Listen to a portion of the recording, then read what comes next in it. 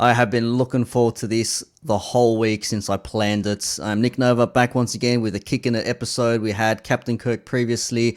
We've now got someone that a lot of people in the clubbing scene do know. If they don't know him by name, they know him by face, they know him by reputation. They also know him as the doorman of DCM. But aside of all that, he is also a football player and loves football as well. Loves going to the gym. He's probably got a home gym that can rival Gold's Gym out of Venice Beach, California. But he goes by the name of Neil Cummins, aka The Muscle, and he joins me. I'm very excited and thrilled to have him join me here. Bring him up on screen, and there he is, Mr. Neil Cummins. Good afternoon to you, sir. Same to you, bro. That was a good intro, that, bro. Like, fucking hell, all I need now is a world title. It's never too late, man. It's never too late. Oh, dear. How are you doing after all this lockdown nonsense? You're well, you're looking fit, you're looking sharp. Oh, yeah, it still got me, though. Like, with about maybe 4 weeks left of lockdown, I was like, you could tell I was just getting fatigued. I was in the same routine every day. I was just going into that rut of like, oh, fuck, I'm over this. And I lost motivation a little bit in the gym because, you know, you can only walk into you renovate a garage into a gym to look like a gym.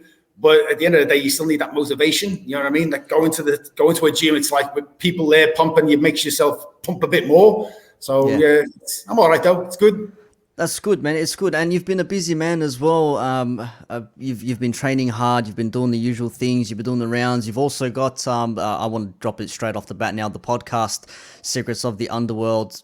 Damn, like I've been looking forward to this non-stop for the last 6 months since I've seen little snippets. I'm like, you know what? Holy crap, man! This thing is out, and it lived up to the hype, man. From first second all the way through to the last second of episode 9. Like, just thrilled the whole way through, and it brought back some memories of yesteryear, and also had me open my eyes to things I never really realized as a naive 18-year-old first making my way through Oxford Street and the Cross. And it was just an eye-opening thing. Like, it's been massive. What's the reception been like regarding the show? It's been good. Honestly, it's been good. Like I actually like, because I'm a perfectionist, so that's why it took so long for me to do this. You know, every time I was about to bring it out, I kind of went, nah, it's not ready yet. I need to go back to the drawing line, and I've done it again. But I'm actually, you know what, I'm happy it's come out now.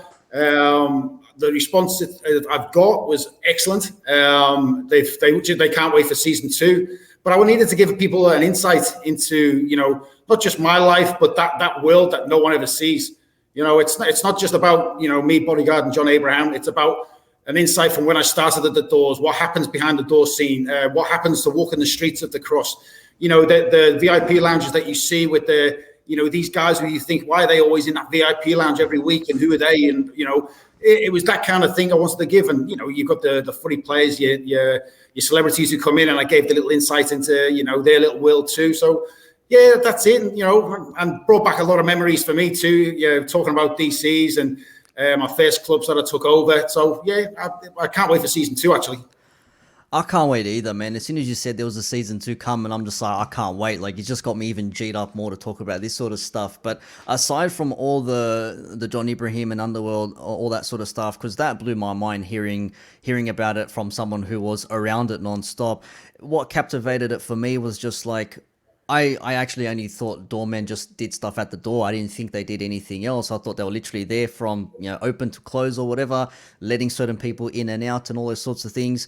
But apart from you being a doorman, you also do have a love for football, which you do mention on the podcast as well. And coming from Liverpool in England, and where did that come about? Like, were you always a football player as a kid? Yeah, when I grew up, and I was, you know, I grew up in Liverpool, so I came over here when I was 18, and you know, I was actually on Liverpool's books before I came out here. You know what I mean? I was cleaning boots for fucking Jan Molby back then. You know, what? So it's, you know, training on Melwood and all like that back then. It was like, it hits you now to think what you were doing back then. And then I got released, and then I went to Bristol City for a bit, went down to Rochdale, and then it was like, oh shit, I'm over this now. Shit, you know, you can never get better than Liverpool. And then I came out here. And, you know, I started playing my soccer down in Wollongong, and it was good. But I think I just lost interest. You know, back then, you know, soccer over here wasn't that good. You know what I mean? You don't get paid well. training sessions where, you'd have to get a day job, and after you finish a day job, you have to go to training. It's just, I couldn't do that shit, bro. It's just not for me. Don't like but it. I had a lot of fun. Don't get me wrong. Like I still stay awake till 3:00 in the morning for the Liverpool game and all like that. Like, you know what I mean? But yeah, well, it makes me happy that I have that up on the wall now as well. Makes me happy being the red side of Liverpool. You know what I mean? Well, don't worry about the blue sheet. My poor accent. So, and you still play nowadays? No, fun? Fuck no. No, it's a bit hard for me to get a pair of shorts on 130 kilos, bro. you could be like Akinfenwa, who plays in like the third division, like a stocky fella. You know what? I made a comeback, and this is years ago, and I went back down to Wollongong to play again. And my first game for them, I was in the changing rooms. The top wouldn't fit me. The shorts wouldn't fit me. The socks wouldn't go up my shins. I looked like a fucking idiot, bro. And the next week, they had to get them specially made for me because I couldn't fit into any of their fucking gear. We got a big boy on the books here. There's no chance anything's going past him. You give Virgil van Dijk a run for his money. All right, so that gets in there. Yeah, the defender, mate, always. It comes naturally with you, man. You got to defend. And being from Liverpool, from England, you mentioned on the show as well that your family used to operate and run clubs as well. And you mentioned it was a big club akin to that of DCM. And the only one I could think of was the Pleasure Rooms. Was I correct in that? No, my father had Club 051. 051. Okay. Yeah, so it was a massive club back in Liverpool, which was the same music as DCM's. Like, it was full on. Everyone that used to come from all over England, because at the time we had Cream nightclub and 051. Yep. So they'd go to either one, which one they want to go to. And then the Buzz came in. I don't know if you've ever heard of the Buzz, that came into Liverpool too. So it was massive scene for like raves and high energy music back then. So it sort of came natural, like obviously with the family owning it there, and that's probably where you probably got introduced to the music as well, I imagine. Oh yeah. But I was always into the dance music. But when my dad took over this club and I had this, it was like, I started going to the DC's music and all that kind of thing. And it's when I came up. You know what? Tell the truth. Anyone who used to work at DC, any doorman that used to work at DCM's, I used to give them the sack. Any other venues that I worked at, I used to literally give them the sack. If I found out any doorman worked at DCM's when I was working at Soho YU, they never came back. They didn't have a job the next week. That's how dead against I was working at DC's. Wow, that was it, man. Because I would say, like, we think of you as the doorman of DCM, and that's I've said it before on my own little spiels, where my first introduction to you was me, a fresh 18-year-old scrawny little kid, 5 foot nothing, and I was just looking at this behemoth in front of me. I'm like, this guy is not gonna believe I'm 18. He's gonna look at my license. He's gonna say this is fake. Get the fuck out of my face. I was like, guys, this guy let me in though. I'm just like, wow. And they're like, that's Neil. That's DC's Neil, whatever. I'm just like, whatever, man. I'll call him whatever he wants. It's so funny because when I used to turn up, like especially for long weekends, and you had that line up all the way down to Subway, and I used to turn up late all the time because I wanted all the dickheads who didn't want in to go, oh, Neil's not in tonight, we're getting in for sure.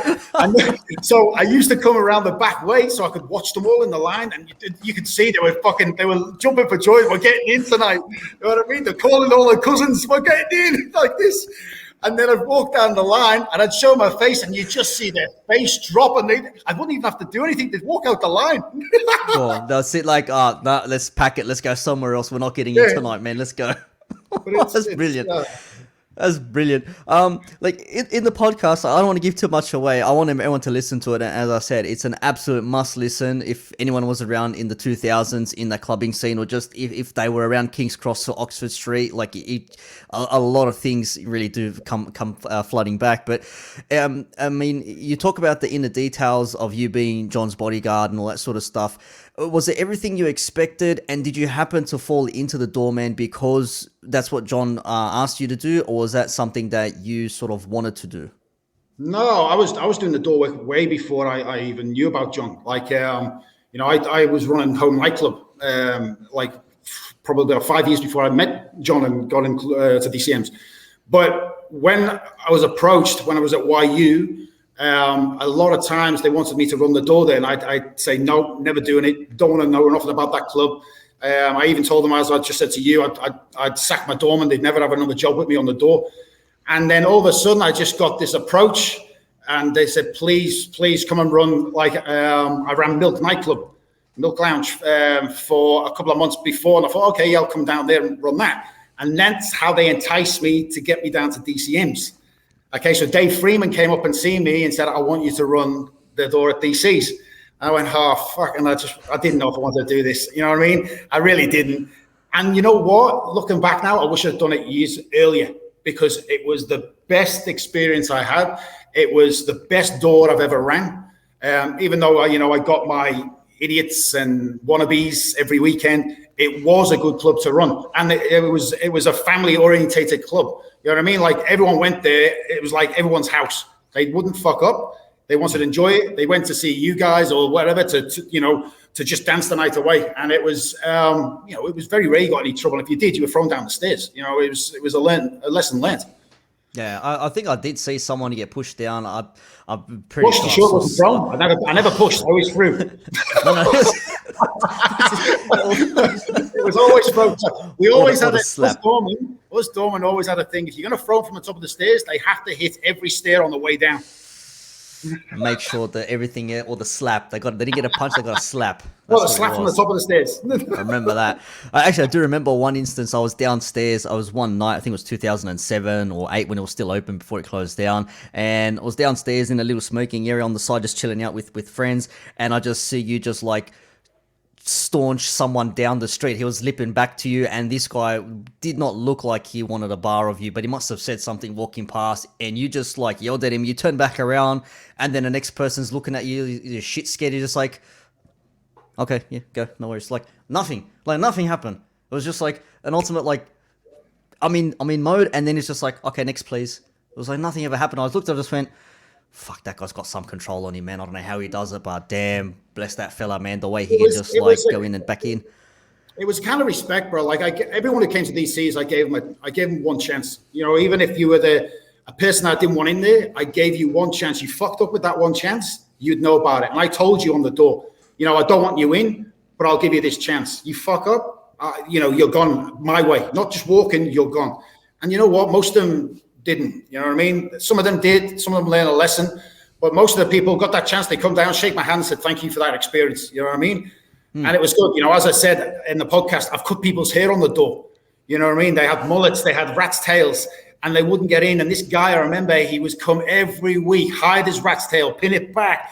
He would put it down his collar, anything to try and get past me. And I go, bro, it's you again. What are you doing?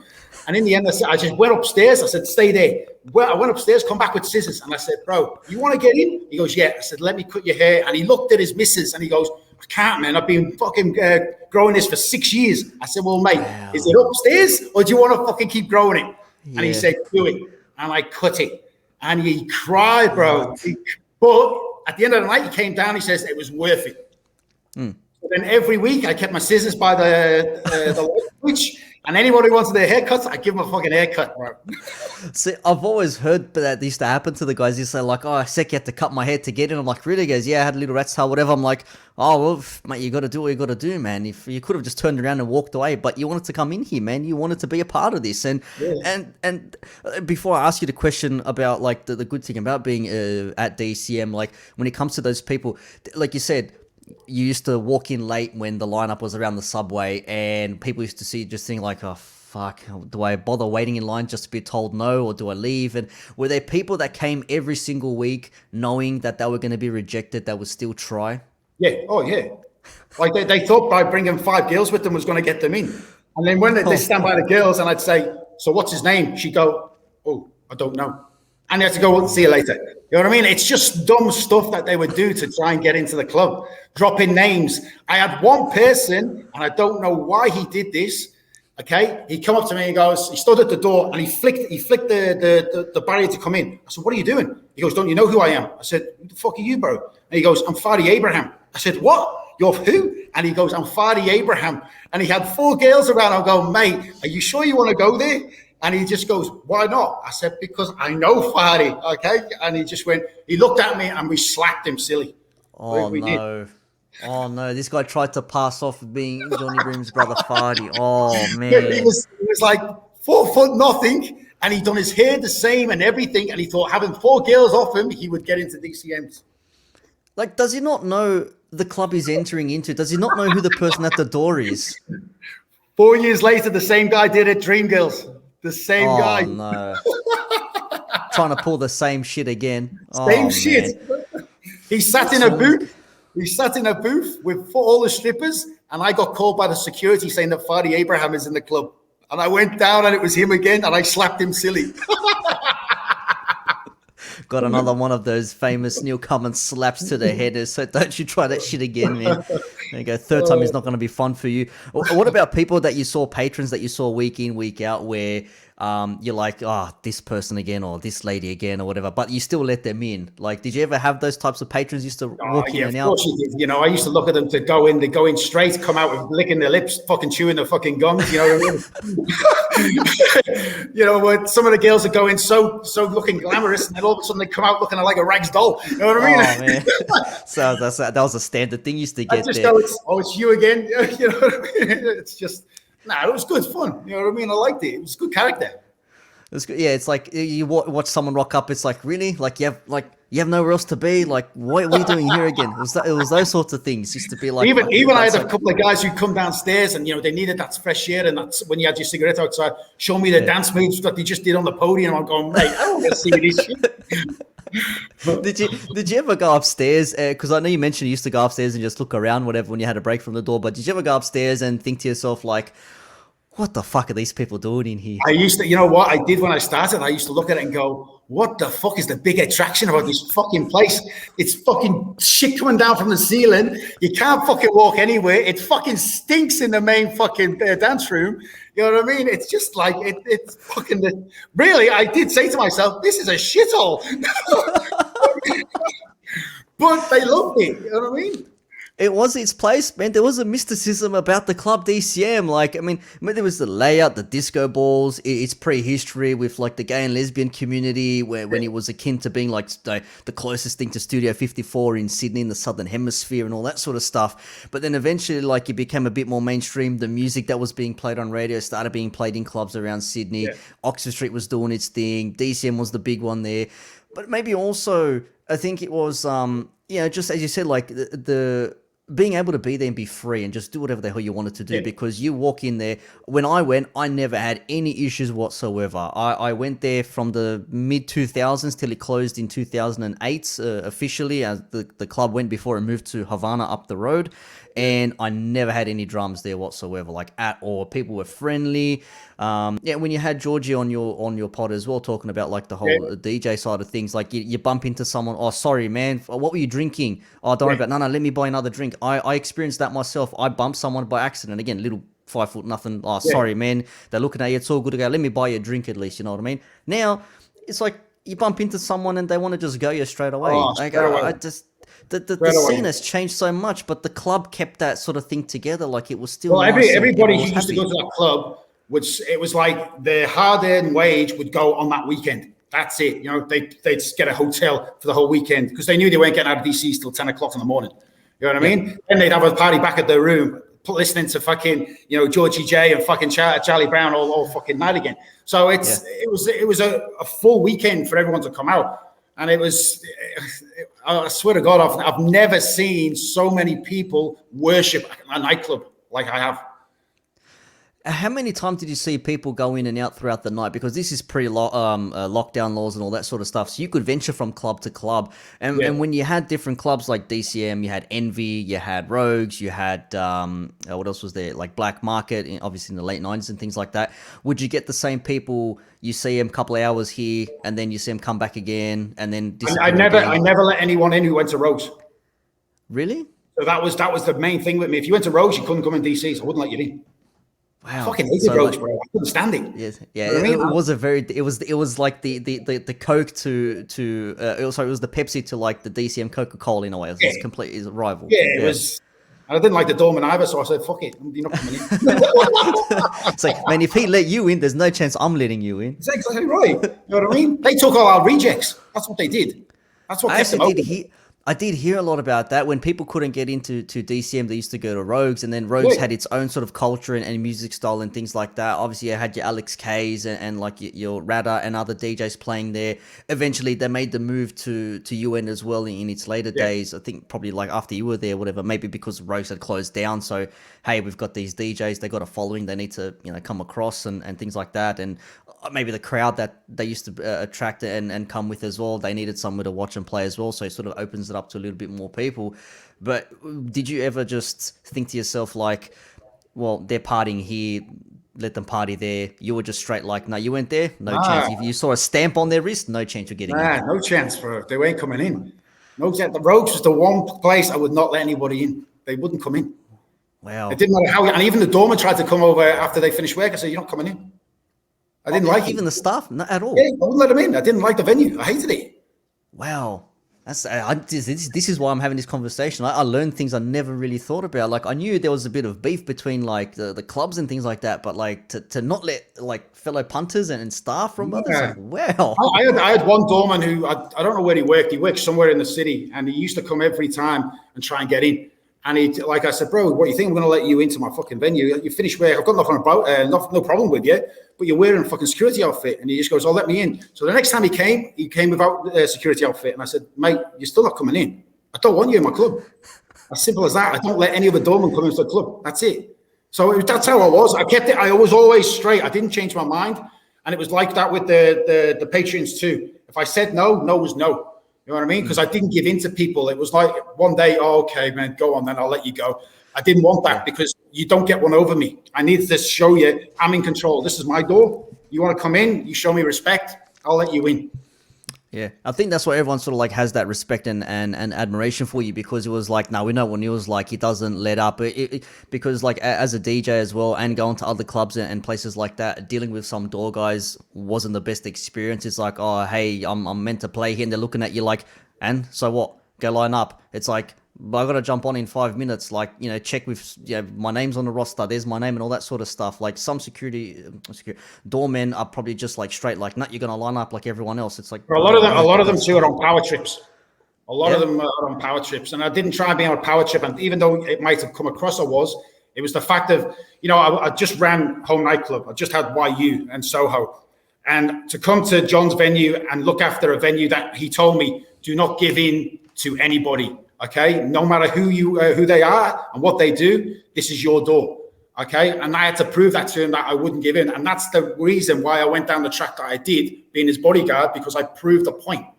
You know what I mean? I didn't stand down from whoever you were. And when it comes to that, like not standing down, did you? Obviously, people would have probably hated you.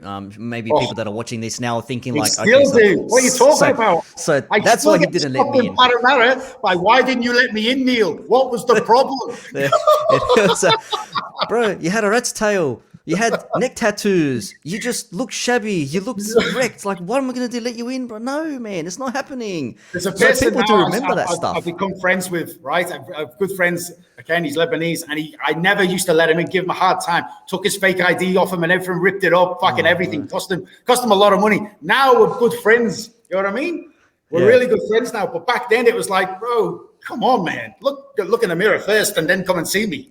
You know what I Yeah, mean? it's one of those things. Self-awareness ain't there. It's like, but there's obviously a reason why I can't let you in. Like, look, like you're not dressed well enough, or you're always leaving drunk. A lot or all of these the sorts guys things. used to think because it's DCMs and it was high energy music and all you're doing is dancing, and some of them back then you could take your shirt off.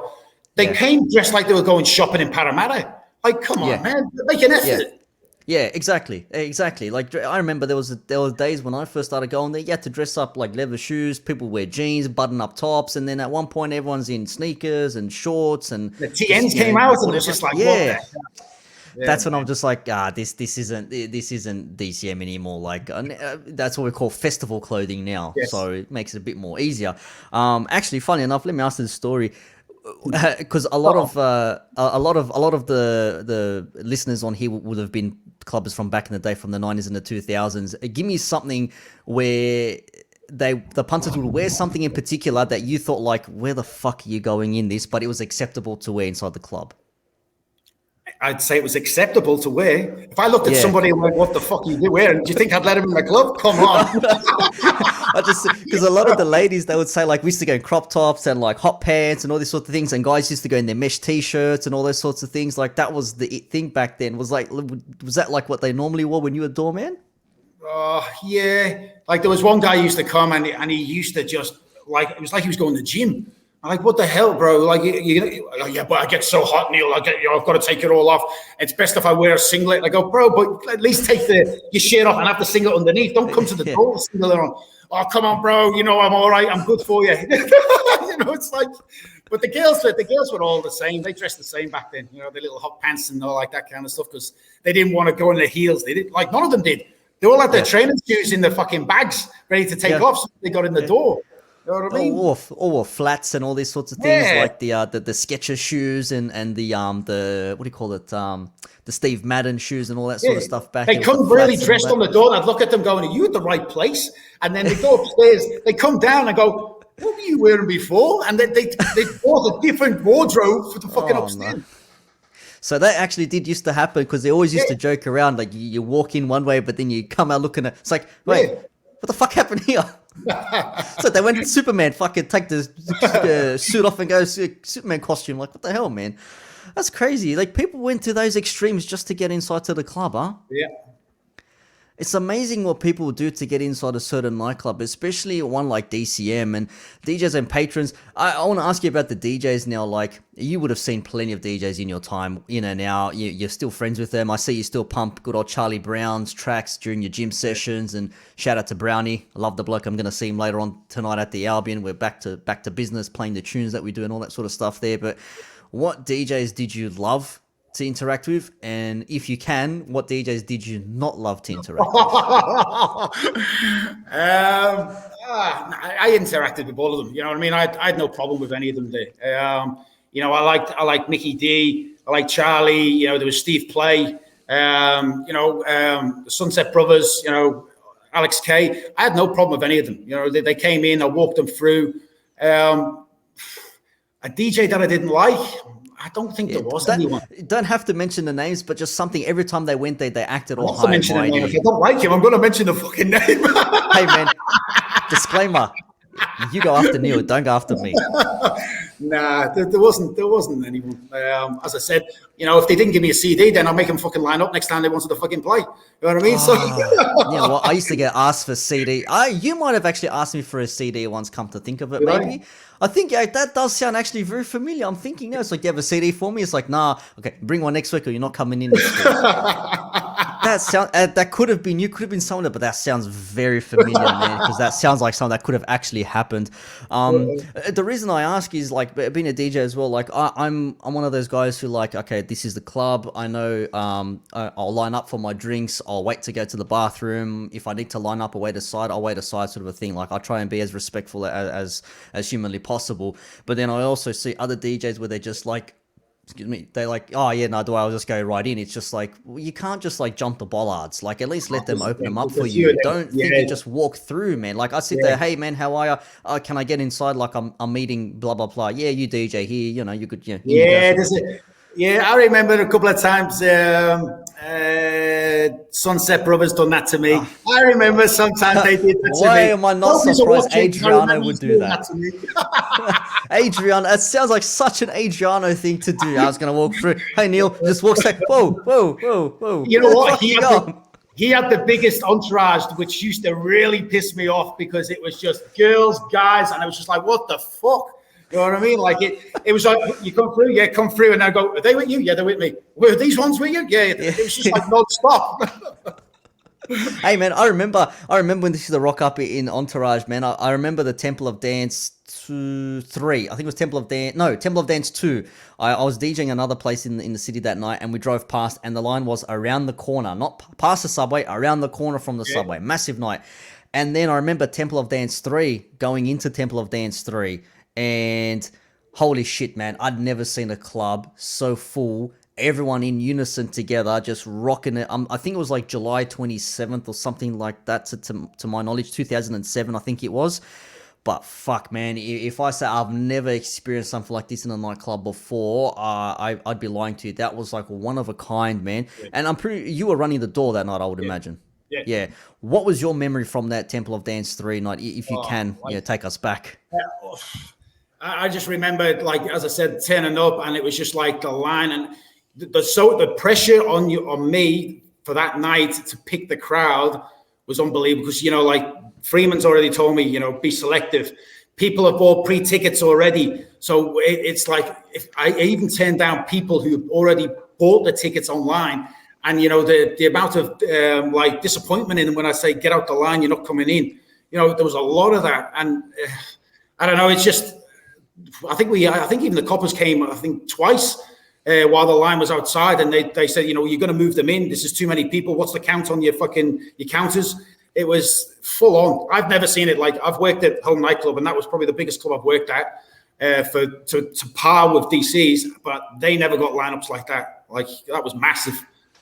I remember that, man. I can imagine it would be hell for you just trying to funnel people through as well. Like, but I've got a ticket. It's like, yeah, read the fine print. Management reserves right to refuse entries. I fucking hated it, bro. Like, the arc-ups I got when I said, I just used to flick the barrier and didn't say a word. It just flick it. And I was like, you know what to do next, move. And it was like, but I've got a ticket, move.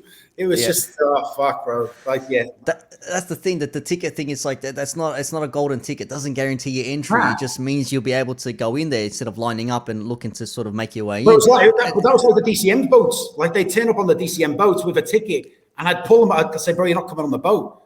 And they go, you kidding me? They're all dressed up. They got girls right now, bro. Where'd you get this ticket from? I bought it online. Well, mate, next time you better show your face next time you buy it online. That's why we stopped it a little bit.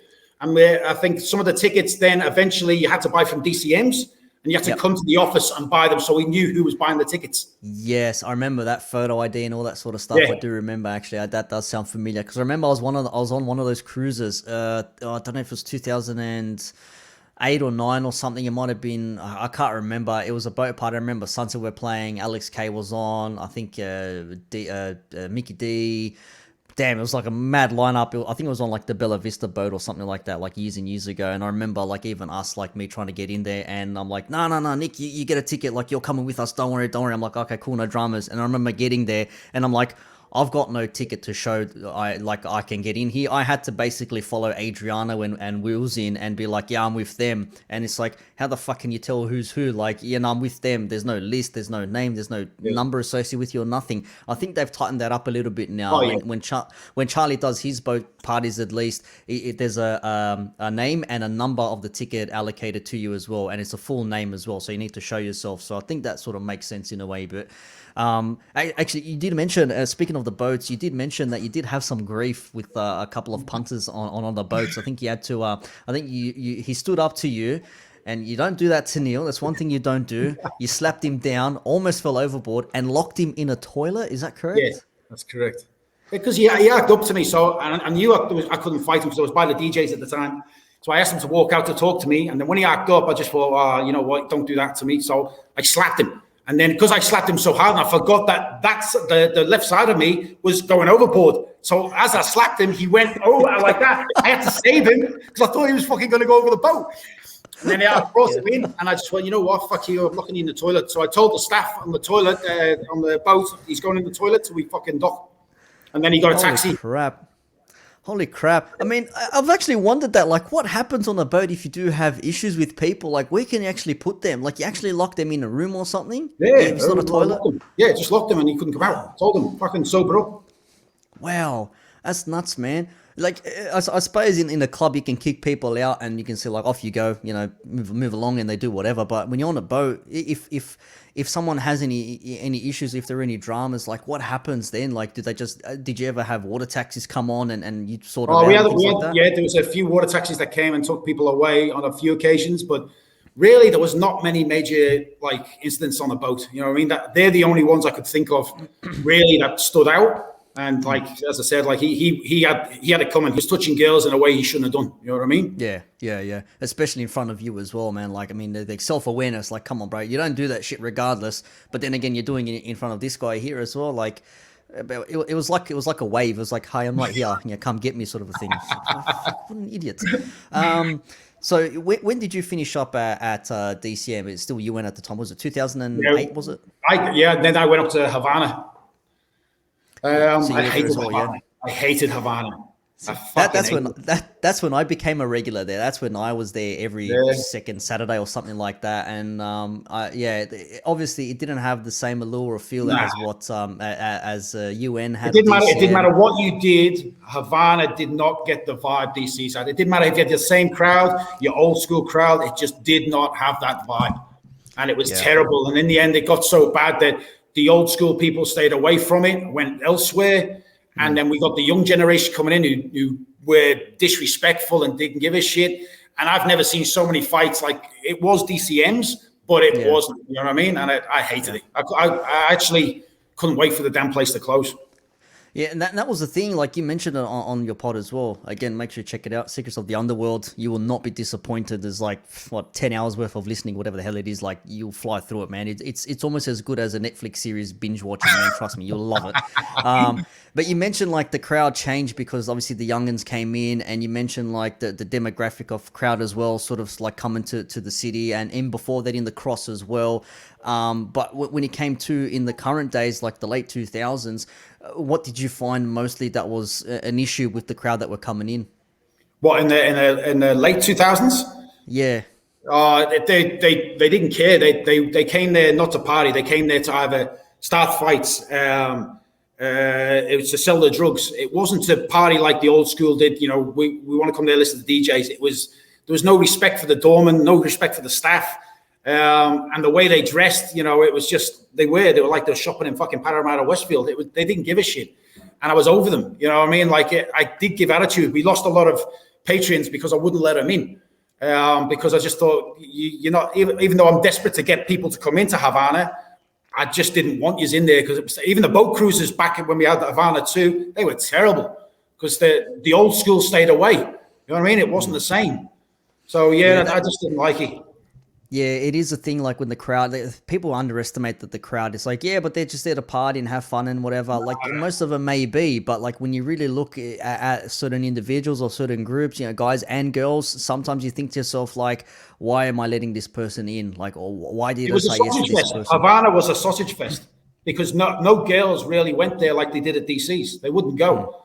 And the fact is, there's a few factors when having a good venue, and that's the venue's got to be good. The DJs have got to play, be playing hot music, and the punters have got to be fucking good. You know what I mean? Not fucking looking like they've just walked out of Auburn fucking shops and got a kebab. You know what I mean? It's pretty bad. That's what happened. And I mean, but before that, if we just like deviate a little bit, before that, like working clubs, home nightclub and places like that, that's the biggest nightclub in Sydney as far as I know in terms of levels and size and everything, and unless maybe some other club has it on there. But like, you never had any of those dramas in those days, did you? Nah, not at home nightclub. Nah, the only dramas I had at home nightclub were the dealers. That was it. There was no one came there to fight. And that's why I started being, as I said on my podcast, I went down as being the undercover drug person in the club, went around looking for the dealers and taking them off them. So there was never dramas there. Same with YU. There was never dramas there, really. Yeah. And any time you were in the cross where you thought to yourself, or any time you were a doorman where you thought to yourself, like, do I really want to be doing this? Was always just like, this is it. This is my task and I'm sticking to it. Yeah. When I see my mates partying and getting off their face, that's when I didn't want to do it. But everything else, I loved working. But if you're partying in my face and I know you, then I don't want to be on the door. But besides that, I loved it. I loved doing the doors. You know what I mean? It was good fun. Back in them days, I wouldn't do it now. It's totally different now. I don't think you'd have the fun. The camera's there, so you can't do the slaps anymore. It's too technical now. Where it was straightforward, yes or no. You're coming in, and see you later. Fuck off. Now it's not. You've got your doorman, then you've got your licensee, and then your manager, then you've got the person who's in charge of your manager all standing behind you at the door, like, you know what I mean? And then you've got this person holding a folder who trying to look important, but he's really nobody. You know what I mean? I wouldn't do it anymore. Was that the guest list, or like, are you on the list, or all that sort of stuff? Like, I remember those days with the guest list and all that sort of stuff. But that was it, man. We're going in. Who's at the door? Who else is at the door? Neil. Oh. fuck. Do we try it? Do we risk it? Do we go? Sorry, mate, you're not coming in. All right, fuck it. Across the road, we go on the roads. Let's go. You know, it was like those ones. DCM's tried to do a girl on the door once as a guest list, right? And she stood next to me, and I remember Dave Freeman saying she's going to work the doors with you. She's got a guest list. It lasted 10 minutes, bro. Because she was just letting people in and go, why is he going in? Oh, he's on the guest list. I don't give a fuck. He's not going in. No, you come here. Like this. That's how it was. And I said, you've got to get her off. She's letting all these fucking heads in. Fuck off. That was it. Like, I don't care if you're on the list, you're not getting in. They look at you, they're like, nah, sorry, mate, no chance. It's not happening. And then what? And then you build up resentment there. So, like, you would have had a lot of people, not just because that you rejected them and you're friends with them now. Probably people still would probably see you around or whatever, and they think to themselves, oh, fuck, I remember him, like, what an absolute gronk, like, never let me in. Like, how did that make you feel? Like, you're just doing your job, but like, did it have any effect on you? Nowadays, I don't give a shit. Like, they'd come up to me. I even went down to Wollongong not long ago, and some guy said, "Mate, you would never let me in." You know, I look at you now, you go, well, fuck, you look 50 and you've got no fucking hair, fucking hell. You know what I mean? And you're still fucking giving me the shits about it. Like, fucking go forward, bro. You know what I mean? Let's get over it. Like, yeah, but that's how it is. Like, that's how people remember me. I was the man who fucking rejected everybody. You know what I mean? But I had a job to do, and that was it. You know, I tried to keep it a good atmosphere and try not to let even people in, even people who are friends with, you know, John or his brothers. I'd say no to. There was a time when, and I'll tell you this, I don't know if I put it on my podcast. There was a time when the security company of DCM's changed. Okay, it went to different ownerships, and because I worked directly for John, I wasn't on the security team. So they came in, and the owner of the security firm came up to me and goes, "Okay, so I'm going to be coming down here all the time. Just letting you know that I'll be helping you on the door, and I'll be helping you who goes in and who doesn't." Straight away, I went up to him. I go, "Bro, you've been here 5 minutes and you're telling me who the fuck's going to come into DCMs?" I said, "I don't give a shit what you own. I don't give a shit who you know. I don't give a shit if you're friends with John. This is my door, and I'll fucking let anyone." So then he got the shits and he let all these guys in, right? I swear to God, these were heads. And I stopped them and I go, "Where are these going?" He goes, "They're my friends." I said, "They're your friends?" So I said, "Tell your friends to fuck off because they're not coming in." I said, "I don't care who they are and how much money they've got, they ain't coming in. And if John, if you've got a problem, ring John. John can ring me. Otherwise, it's not happening." He said, "You put me on show." I said, "Bro, I'm putting you on show. They're not coming in. Fuck off." That's how it was, bro. Yeah. It didn't matter who you were. At the end of the day, I've got a job. This is what I want. You know what I mean? So for everyone watching now, thinking like, "Wow, he didn't let me in. He didn't let the big top dogs in." So don't make you feel any special, okay? Just remember that. So like obviously the Havana thing ended up closing, and then the whole DCM brand effectively went down. And then after that, you left there and you finished being doorman, and then you were strictly exclusive with John, or were you still doing the odd doors here and there? Nah, that's it. Yeah. Once DCM's and Havana closed, then I just went strictly with being with John. That's it, man. The door work was finished. And if you see me at the doors and the cross, it was looking after his venues. That was it. Just walking around, making sure the doormen were all right. You know, that's it. I had nothing to do with anything else, standing on doors and more. Yeah. I remember walking into the office one day. George Mihailovsky was there, I think one of the managers at the time, organizing DJs and things like that. And we were auditioning for DJ Idol, which was the big thing, I think, in 2006. I remember that. Yeah, I remember that. Yeah. And he goes, "Come upstairs, you know, we'll sign off, get your ID, whatever, blah, blah, blah, for whatever bullshit." I'm like, "Yeah, no dramas." Walk inside, and then here he's there. And then there's a blonde-haired fella there, and he's like, "Oh, Nick, this is Dave. Dave, this is Nick. Hey, how are you?" No idea who this person is. Like me, naive, 18-year-old, got no idea what's happening around me. And then it's like, "Oh, that's David Freeman." I'm like, "Oh, you're the guy that runs, actually you run Freeman Entertainment, all that sort of stuff." "Yeah, that's me." "Oh, nice to meet you." No idea about his backstory, his father's history, or the affiliation with John Ibrahim and all that sort of stuff. I had no idea. So me walking out there after, getting home and thinking like, I wonder who this person is. You jump on Google and you see Dave Freeman, like, oh shit. Like, you know what I mean? Like, I could have said something wrong. I could have said something bad. Like, you know what I mean? Like, these things play into your mind as a young adult back then. But now I think about it, I'm just like, man, Dave was a top bloke, man. Every time I saw him, said hi. Even when he came to do promo work as well. I was working at a music store in Liverpool, Westfield at the time called Envy. And we were selling tickets for events there. And he would come in every now and again and things like that. So it was good to be involved in that thing. And as an outsider, when I listen to your podcast and the conversation now, like it's sort of stuff sort of like makes sense. But back then you just think like, wow, this shit actually really did happen. Yeah, it was the public didn't ever knew what was going on. You know, you could even the DJs didn't know what was going on or what was going on. They just even some of them thought, oh, Neil's just a doorman. Yeah, but little was they know that, you know, I'm not just little fucking doorman. You know what I mean? They didn't know shit, but that's how we liked it. We like to keep it secret and keep it, you know. That was my way of looking after venues for John. You know what I mean? Because I was the eyes. I watch people, you know, that even their own staff. I was watching licensees and managers who was ripping them off and who was, you know, giving the freebies away. That was my job. You know what I mean? I don't know. And I didn't give a fuck whose foot I stood on. I didn't give a shit.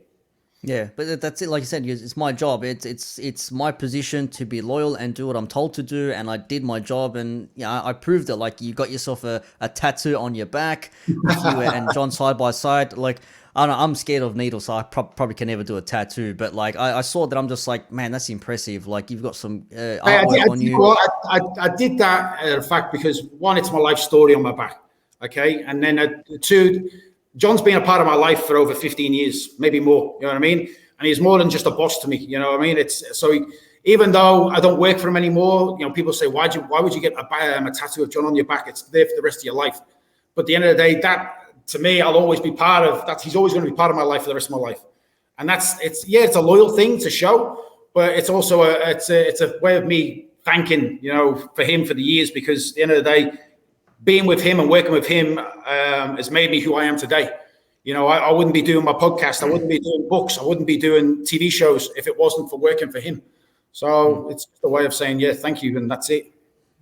And just quickly, like before we wrap things up here, I've got one more question to ask, which is part of like the last few years, which is also a big part of the podcast. But like,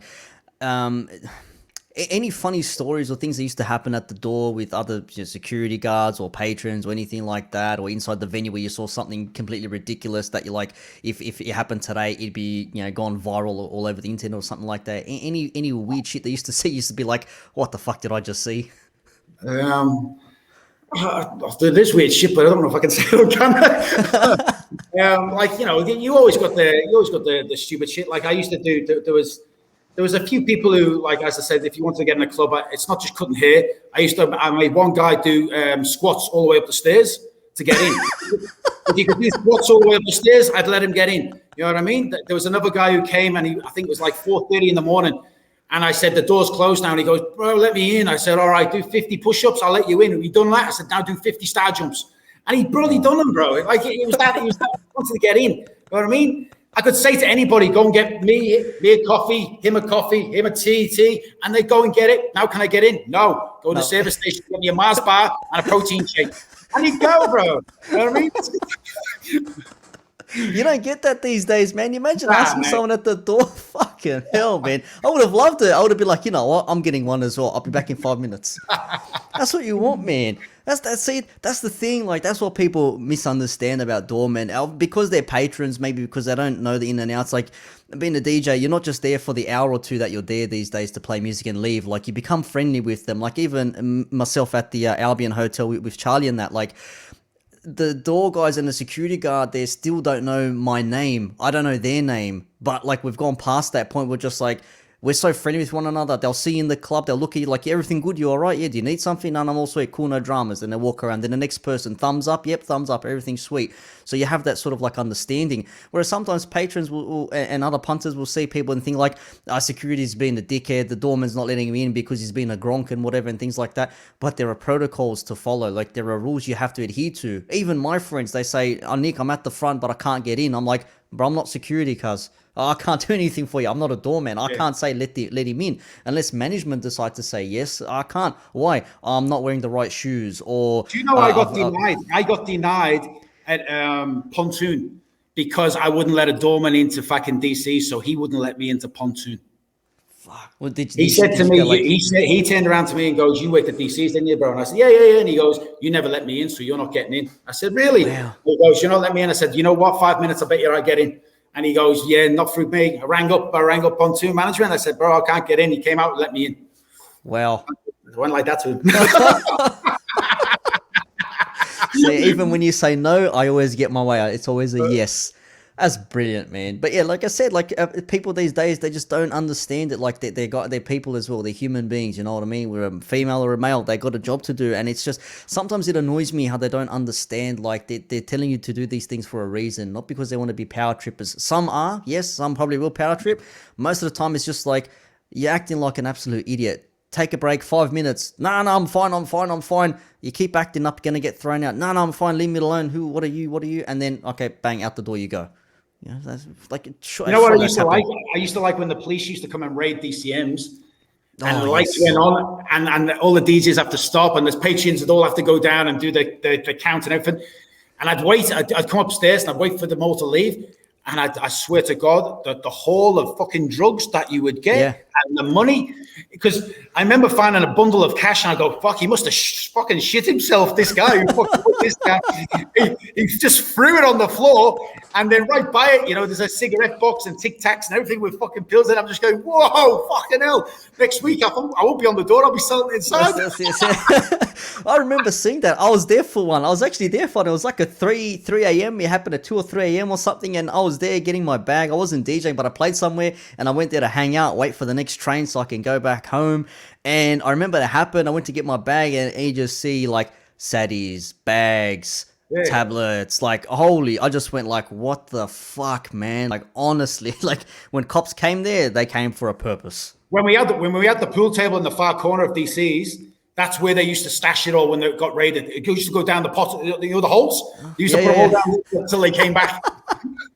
I got onto it. Well, what happened when you found out? I fucking took it all.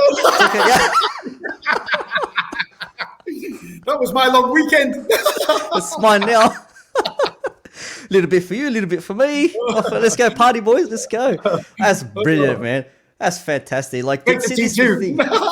The T2, straight to T2. Let's go. Sunday session right now. Let's go up the road. That's brilliant, man. That's fantastic. See, these are the things that we want to laugh about nowadays. Because back then you think like, again, like, dickhead didn't let me in, whatever. I'll go somewhere else. And you go, and it's like, this place isn't that good. And yeah, you meet your friends at work the next weekday or school or, you know, TAFE or uni, whatever. It's like, where'd you go? Oh, we ended up going to DC's. Oh, Dorman didn't let me in, so I had to go to Rogues. How was that? Oh, it was shit. Or like, well, the music was good, but like, you know, the crowd was whatever.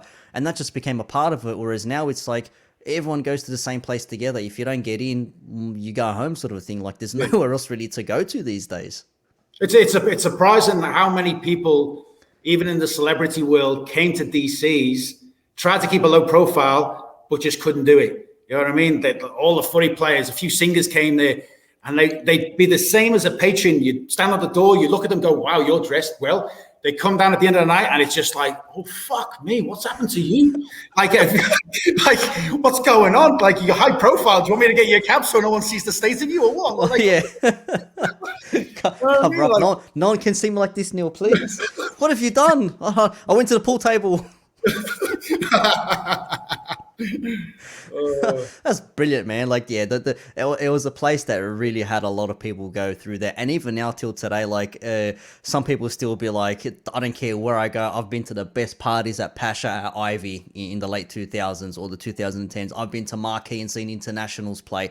I've been to music festivals. Nothing will compare to that box upstairs at number 33, level 1, Oxford Street.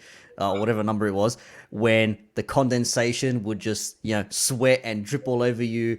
Doesn't matter who was playing music, doesn't matter what time of the day it was, it doesn't matter what theme it was, everyone went there and they had a bloody good time, man. But the thing is, every patron knew every staff member, you know what I mean? Even down to the glassy, I don't know if you remember Norm. Remember Norm? Yeah. Everybody knew everybody, you know what I mean? And it was just down to the little person in the club to the person who ran the place. And it was just like, that's how it was. You can go to any nightclub in Sydney, there's no way a patron would know every fucking staff member. You know what I mean? But this place, you knew everybody. And that's why it was like a family.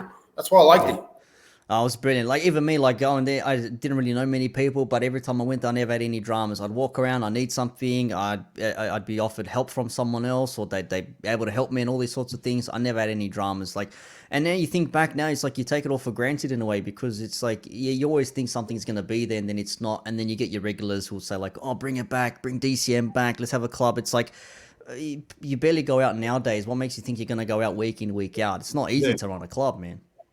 Not easy But you'll to run never a get club. that vibe back again. It doesn't matter what you do now. That vibe's gone. You know what I No, mean? yeah, I'd love to have DCMs again and just be on the door for one more time, but it'll never be like we know it. You know what I mean? It's like the Cross. It'll never be the same again, even if they open nightclubs at the Cross. It'll never have that vibe again. would you ever consider going to like a reunion party or something like that as as a I've patron, been, as a lover? I've been, didn't You like have, it. yeah? No? Yeah, didn't like it. Didn't like it. Was it like how you imagined it back 10 years ago? Or was this like a whole new like what the fuck? Whole is new this? crowd. I didn't see any oldies. I didn't see it. It was ugly. I didn't last. I think he even told Georgie J that. I walked in and just went, this is not DC's. And just walked out. away. I've been asked to go on boat cruises for the DCM's reunion, but I just go, I'm not going because I know it's not going to be the same. It's amazing how you can still have the same music, but like you said, that vibe that you create, that party atmosphere with the people that used to go there, it's different. It is very different, and it's like the same thing. Like you can have a complete nobody playing the exact same music wherever. It just won't be the same. It really is dependent on the location, the atmosphere, and the people you have around you, and also the staff, like yourself. Like people think like, they're just the doorman, but if you think about it, the doorman's the most important person there, because if they're not letting you in, you're not seeing no club. Yeah. True. Very true. People don't understand, which is why I say you got to be friendly with the doorman. If you're friendly with them, they'll be friendly with you. You need something, you'll go to them, they'll sort it out, man. Like that's why it trips me out how people can't just have this common sense in them. Okay, what do I need to do to get in? Well, you got to do this and this and blah blah blah. Oh, but then I have to cut my hair, whatever. Hey, I've got a pair of scissors right here for you. Oh, maybe next week. And you never know, they might cut their hair and they'll come back next week. You're like, okay, they can come in, sort of a thing, So it all just varies, man. But before I wrap things up, we mentioned you got the podcast, obviously, Secrets of the Underworld. Check it out. It's on Spotify, iTunes, all those good places. You've also written a book a few years ago called The Muscle.